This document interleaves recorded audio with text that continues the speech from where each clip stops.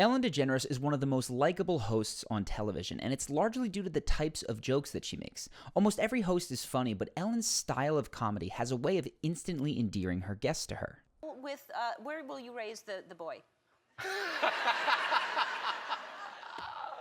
You are funny, Ellen. So today we're going to talk about the most common types of jokes that Ellen makes, how you can use those jokes to get people to immediately like you, and some habits that you can work on to generally be funnier and more positive throughout your day. So let's start with the obvious, since Ellen is, at her core, a comedian, her jokes. Here's an example of a typical joke that Ellen might crack. How new to you? When were you born? What year? 88. 88? 88. 88. Yes. I have shoes that are like from 88. I still have a couple of vests that I wear from 88. Now, we could talk about Ellen's style of understated humor and how that's different from someone like Jim Carrey, but what's most important here is to note that Ellen's jokes don't hurt anyone. So often, when the people in our lives crack jokes, the room laughs, but someone there feels crappy. That person is the butt of the joke. For an example of this, check out one of the few times that I saw Ellen actually make a joke at someone's expense. And I have to say, one of the most amazing Liza Minnelli impersonators I have ever seen in my entire life. Just really, seriously. Good job, sir. I mean, that is really... You can tell by the grimace that Liza Minnelli doesn't feel particularly good about that joke. Now, luckily, Ellen doesn't crack that type of joke often, but it does serve as a good reminder. Consistently making jokes where there is a loser might make people laugh in the moment, but it's going to alienate someone. And if you do that often enough, you're going to alienate most everyone. And that's good to keep in mind, because that's how a lot of us are, especially with our friends. Let's look at what Ellen does instead. First off, she makes herself the butt of some of her jokes, often comparing herself unfavorably to her guests. This is classic self-deprecating humor, and it's what was going on in that first Rihanna clip. I have shoes that are like from 88. I still have a couple of vests that I wear from 88. And the same thing is going on here, where Ellen jokes about how similar she is to Malala. If you don't know who Malala is, she won the Nobel Peace Prize at age 17, making her the youngest recipient ever. We want them to take action, we want them to do something, and it's important that you highlight it to them. Yes, exactly. 18 years old. 18 years old. I was very similar to this. An important side note is that when we're breaking down a joke, the literal words are less important than the subtext, because the subtext is often opposite to what someone is literally saying. That's what makes it a joke. For example, Ellen's words said that she is like Malala, but we all understand the subtext to be that Ellen was nothing like Malala at age 18. We also understand that to be a compliment. She's saying how mature and inspiring Malala is at only 18 years old. Here's another example of a different joke. See if you can identify the subtext here. That's like lovely. this really good feeling. And getting a deep breath. That's the most important thing, too. Especially when you have bronchitis like me right now. Sorry. I was like, come on. Yeah. Let's have more fun with it.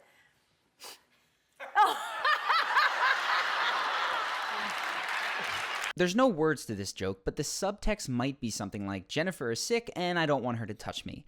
Now, this joke is technically at Jennifer Lopez's expense. After all, not wanting her to touch you is in the subtext. But this particular joke is harmless. It's not going to alienate anybody because most people are not insecure about being sick.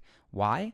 Well, as a rule of thumb, people are unlikely to be insecure about things that are either temporary, common, or not core to their identity. They are likely to be more insecure about things that are permanent, uncommon, or core to their identity. So this joke works and doesn't upset anybody because even though J-Lo is the butt of it, it's not something that J-Lo is likely to get upset about. You can call this type of joke poking fun. So let's check out another joke with the same kind of structure, and again, see if you can identify the subtext. Stay in school. I'm sure these people went to college. I mean, Amy Adams, you went to college, right? No? Okay, well, who cares? The subtext of the first bit is that Amy didn't go to college, and again, this falls into the category of poking fun. It's something that she's unlikely to be insecure about because she is a wildly successful actress. Now, this is important. If she had not yet made it and was seriously doubting whether or not she had made the right choice to skip college, this joke might have stung. It might have upset her identity, and in that case, it would have been a bad idea. So context matters. There's also a second joke that Ellen cracks. The subtext of the second one was that Amy is nominated twice for an Oscar. That's actually a subtext that builds her up. Here that one is really quickly. You're an amazing actress. You're not one, but 2 nominated films tonight you were in. That's just, that is so, what is the word for it? Selfish, I guess.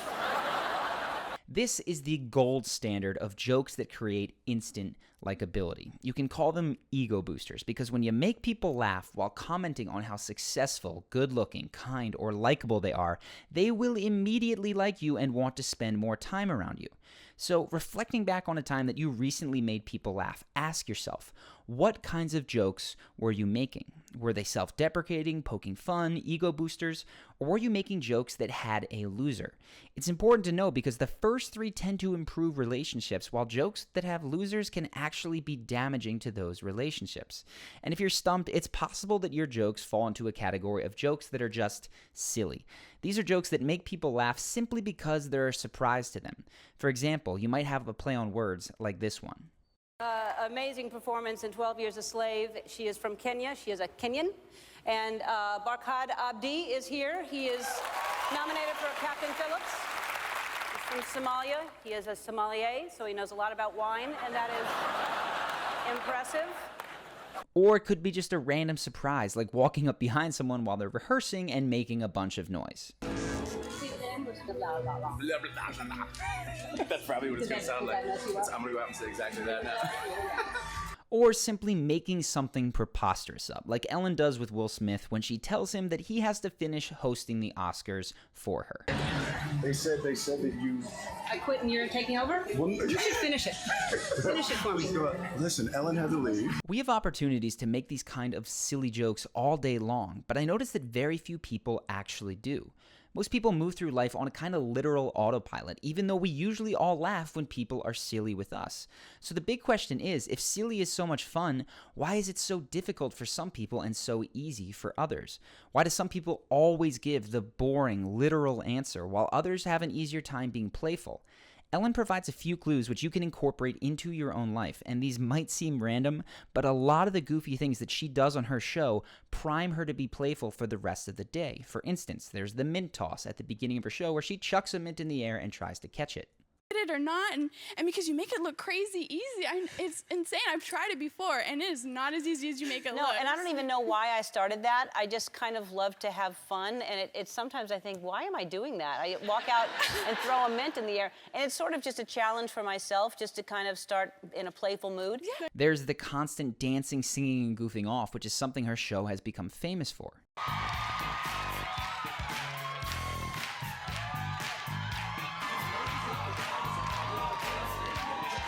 And of course, the games that she plays with her guests. It was actually Ellen and her team that made the Heads Up app, which was one of the most popular apps in the world for a while. Oh alors, mais c'est un petit pays. French, ouais, yes.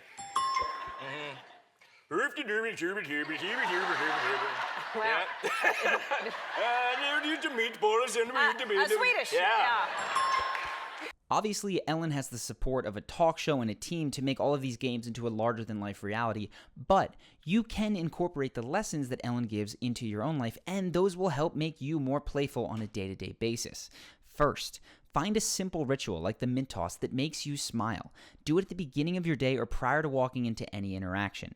Second, move your body. You can literally dance. I've talked about this in tons of other videos, which I'm going to link to, but just trust me. The more expressive you are in your movements, the funnier and more positive you're going to be in your conversations.